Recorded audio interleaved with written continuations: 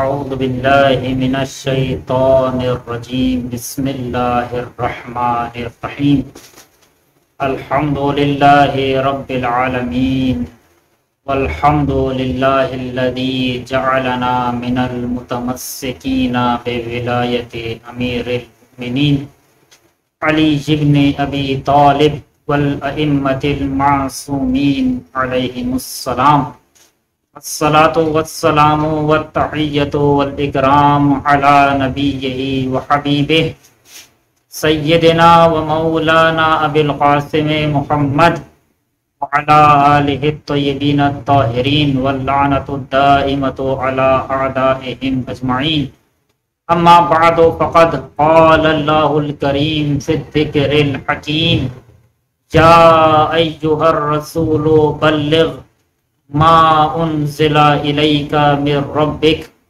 وَإِن لَّمْ تَفْعَلْ فَمَا بَلَّغْتَ رِسَالَتَهُ وَاللَّهُ يَعْصِمُكَ مِنَ النَّاسِ۔ عید سعید غدیر، عید اللہ الاکبر آپ سب کو بہت بہت مبارک ہو۔ امیر المومنین علی ابن ابی طالب علیہ السلام کی ولایت کہ جس کا تذکرہ پروردگار عالم نے قرآن مجید کی اس آیت میں کیا اور بہت ہی سختی کے ساتھ پیغمبر سے خطاب کیا۔ یہ وہ پیغمبر تھا کہ جس سے پروردگار عالم جب خطاب کرتا تھا تو کبھی طٰہٰ کہتا تھا، کبھی یاسین کہتا تھا، کبھی یا ایھا المزمل کہتا تھا، کبھی یا ایھا المدثر کہتا تھا، اور اس طرح کے دوسرے الفاظ اور خطابات سے پروردگار عالم پیغمبر سے خطاب کرتا تھا۔ لیکن آج پروردگار عالم نے اس پیغام کے لیے اپنا لہجہ بدل دیا اور آواز دی، یا ایھا الرسول بلغ، اے میرے رسول، بلغ، پیغام پہنچا دو، ما انزل الیک من ربک، کہ جو پروردگار عالم نے تم پر نازل کیا ہے۔ اہل تشیع اور اہل تسنن علماء کے نزدیک مورد اتفاق یہ ہے کہ جب یہ آیت نازل ہوئی تو پیغمبر اکرم صلی اللہ علیہ وآلہ وسلم نے میدان غدیر میں پالان اشتر کا ممبر بنایا۔ جو پیچھے رہ گئے تھے ان کا انتظار کیا، جو آگے چلے گئے تھے ان کو پیچھے بلایا، اور ایک مرکز اور محور پر پیغمبر اکرم صلی اللہ علیہ وآلہ وسلم نے ایک طولانی خطبہ ارشاد فرمایا۔ اس کے بعد فرمایا اور لوگوں سے اقرار لیا کہ کیا میں تمہارے نفسوں پر تم سے زیادہ حق تصرف نہیں رکھتا؟ لوگوں نے کہا جی ہاں یا رسول اللہ، آپ ہمارے نفسوں پر ہم سے زیادہ حق کے رکھتے ہیں۔ اس کے بعد پیغمبر نے فرمایا من کنت مولا فعلی مولا یا فہذا علی مولا، کہ جس کا میں مولا اس کا علی مولا۔ سوال یہ ہے کہ پیغمبر نے اس پیغام سے پہلے کیوں یہ جملہ فرمایا کہ کیا میں تم پر تمہاری جانوں سے زیادہ یا تم سے زیادہ حق تصرف نہیں رکھتا؟ اور لوگوں نے کہا ہاں یا رسول اللہ ایسے ہی ہے، ہم پر حق تصرف رکھتے ہیں۔ پیغمبر نے یہ اقرار کیوں لیا؟ اور جب یہ لوگوں نے اقرار کر لیا تو پھر پیغمبر نے فرمایا کہ اگر میں تمہارا مولا ہوں تو یہ علی بھی تمہارا مولا ہے، یعنی جیسا میں تمہارا مولا ہوں ایسے ہی علی بھی تمہارا مولا ہے۔ یا رسول اللہ یہ آپ نے اقرار کیوں لیا لوگوں سے؟ عجب نہیں، پیغمبر آواز نے وجہ یہ ہے کہ پیغمبر یہ بتانا چاہتے ہیں کہ تم جتنا اپنی جانوں پر حق تصرف نہیں رکھتے اور جتنا تمہارا اختیار تمہاری جانوں پر نہیں ہے، اس سے کہیں زیادہ تمہاری جانوں پر میرا اختیار ہے، اور جتنا میرا اختیار ہے تمہاری جانوں پر اتنا ہی اور ویسا ہی اختیار میرے علی کا ہے تمہاری جانوں پر۔ یعنی ایک مثال سے بات واضح کروں، یعنی اگر میں اپنی مرضی سے چاہوں تو اپنے آپ کو زخمی بھی نہیں کر سکتا، میں اپنے اختیار سے اپنے آپ کو نقصان نہیں پہنچا سکتا۔ یعنی اگر میں چھری لوں اور اپنا ہاتھ کاٹنے کی کوشش کروں تو میرے لیے جائز نہیں ہے اپنے آپ کو زخمی کرنا، لیکن اگر پیغمبر کہہ دیں اور اگر امیر المومنین کہہ دیں تو اپنے ہاتھ سے اپنا گلا بھی کاٹنا واجب ہو جائے گا۔ یہ ہے جانوں پر تصرف کا مطلب کہ پیغمبر ہم سے زیادہ اختیار رکھتے ہیں، امیر المومنین ہم سے زیادہ اختیار رکھتے ہیں۔ اس کی وجہ کیا ہے؟ کیوں ہم سے زیادہ اختیار رکھتے ہیں؟ وجہ یہ ہے کہ یہ ہم سے زیادہ چاہتے ہیں، یعنی جتنی میں اپنے آپ سے محبت نہیں کرتا اس سے کہیں زیادہ پیغمبر مجھ سے محبت کرتے ہیں. جتنی میں اپنے آپ سے محبت نہیں کرتا اس سے کہیں زیادہ امیر المومنین مجھ سے محبت کرتے ہیں. اسی لیے تو فرمایا کہ پیغمبر اور امیر المومنین علیہم السلام اس امت کے باپ ہیں. یعنی یہ ہم سے جیسی محبت کرتے ہیں ایسی محبت ہم سے ہمارا باپ بھی نہیں کرتا. یہ سب روایات ہیں اور ان سب روایات کے معنی آپ کے سامنے بیان کر رہا ہوں کہ یہ ہم سے محبت کرتے ہیں اور جیسی محبت یہ ہم سے کرتے ہیں ایسی محبت کوئی ہم سے نہیں کرتا. اسی لیے پروردگار عالم نے انہیں حق ولایت دیا ہے اور در مقابل ہم سے بھی یہ چاہا ہے کہ اگر یہ تم پر ولایت رکھتے ہیں تو اس لیے تم پر ولایت رکھتے ہیں کہ تم سے محبت کرتے ہیں. تو اگر یہ تم سے زیادہ محبت کرتے ہیں تو تم بھی ان سے اپنے سے زیادہ محبت کرو. اور یہاں پر آخری بات عرض کروں عزیزان گرامی، ولایت یا ولایت امیر المومنین صرف ایک عقیدہ نہیں ہے بلکہ ولایت امیر المومنین پورا ایک نظام ہے. جو بھی اس نظام پر رہے گا چاہے غلطی کرے وہ خود بخود پروردگار عالم کی طرف بڑھتا رہے گا. اس نظام کی خصوصیت یہ ہے. چھوٹی سی مثال دو، میں یہ نہیں کہہ رہا کہ غلطی کرنا جائز ہو جائے گا اور گناہ کرنا جائز ہو جائے گا، نہیں، میں یہ نہیں کہنا چاہ رہا. میں کہنا چاہ رہا ہوں کہ اگر انسان اس ولایت پر رہ کر چھوٹی سی بھی نیکی کرے تو فائدہ دے گی، اور اگر انسان اس نظام سے ہٹ کر بڑی سے بڑی نیکی کرے تو اس کا کوئی فائدہ نہیں ہے.